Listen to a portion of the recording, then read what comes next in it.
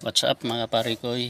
Pagkatapos ng mahabang biyahe sa EDSA ay narating na nga natin itong tinatawag nilang Marilaki, Rizal mga parikoy, kung saan ay karamihan sa ating mga riders natin dyan, madalas nating nakikita sa Facebook nila ay dito pala sila at ma-experience ng magandang mga lugar at tanawin dito sa Rizal mga parikoy.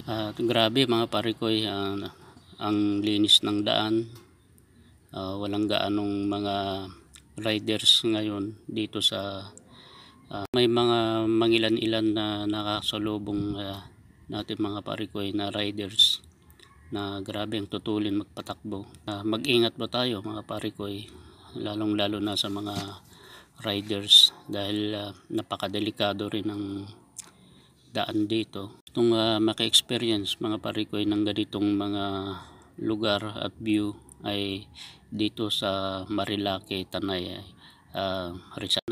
Isang araw ay mapuntahan ko rin ito gamit ang motor ko para ma-experience ko naman mga parikoy ang tinatawag nilang mga banking dyan. Yan. Gusto ko lang shout out dyan sa lower at upper Magapit dyan sa Cagayan Valley mga parikoy. Parikoy, nakikita natin sa Facebook minsan na may mga pulis dito, no? Pero ngayon parikoy walang mga pulis dito. Nakikita natin yung mga ibang riders diyan, mga parikoy diyan sa gilid. Siguro naghahanda yan para humarurot.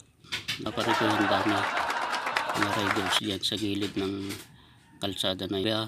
Nagpapakuha ng picture sa kanilang Facebook. Siguro sana gusto ko rin puntahan nito para matry naman ang ganitong at ma-experience ng ganitong mga daan. Kaya naman napakaluwag ang daan parikoy.